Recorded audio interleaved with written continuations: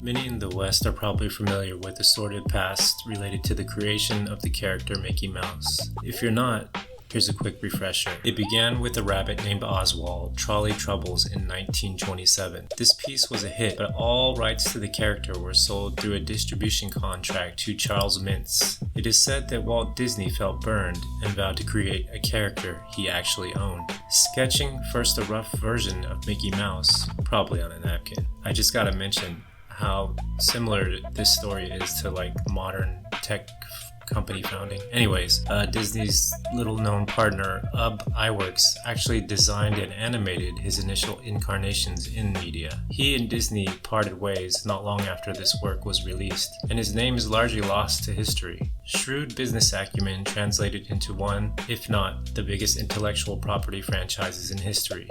It wasn't the art, it's not the creativity. Ownership and control to distribute wholly is what created Mickey Mouse. It's a good bet that you've probably not heard of Ogon Batto, known as the Golden Bat in English. This character is widely attributed to be the very first superhero created, and he was born in Japan. His origin story takes place only a couple of years after Mickey's, during the Great Depression. Takeo Nagamatsu was a design student from Oita Prefecture. He was living through rough times. He kicked around various regular jobs, but couldn't stay away from art. Accounts are unclear. Somewhere between the ages of 16 and 18, he started doing kamishibai work. This form of medium was a strange hybrid between puppetry and manga comics. Art production houses would produce hand-painted cards for various serial stories of the time. The cards were used by single performers who rode on bicycles, packing the whole theater, known as a butai, with little shuttered doors that opened and revealed a screen of sorts. The cards each had a story beat written on the back, so that they could be read as the card was shown. The performer would improvise a story and reveal each card in movements to add life to the story. Work in these production houses was said to be grueling. Artists were expected to produce 10 to 12 original paintings a day. The storylines were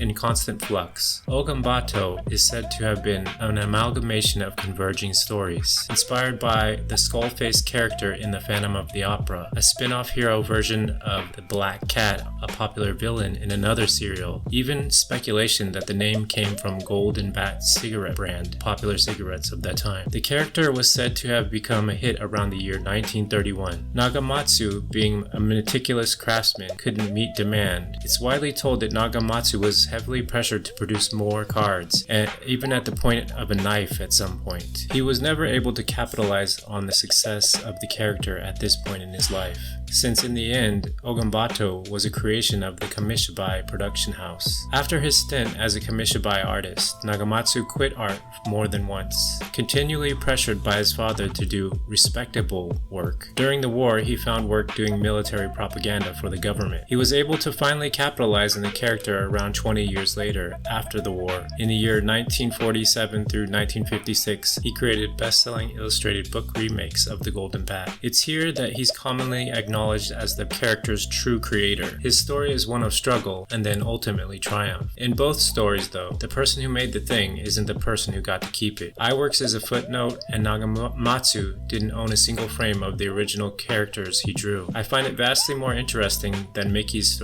origin story, as it resonates closer to my own experiences as a production artist. As archaic as the Kamishibai business model sounds, it's not too far off of how any modern corporation operates. We can try to sugarcoat it or romanticize it, but Nagamatsu and his fellow artists operated as machines in creating the cards for the Kamishibai production. They worked grueling hours to meet the demand for the product they were producing. Artists do this because they love their craft, many times even more than they love themselves. This love may be what seeps through into something that is endeared by the collective consciousness, as the early Ogon Batto character was. Or it may be the result of shrewd business acumen, as with Mickey. But love alone didn't save the Golden Bat. Most of those early cards are gone now, lost to time. He endured only because Nagamatsu came back 20 years later and claimed him. Love made him beloved. It took a belated act of ownership to make him last.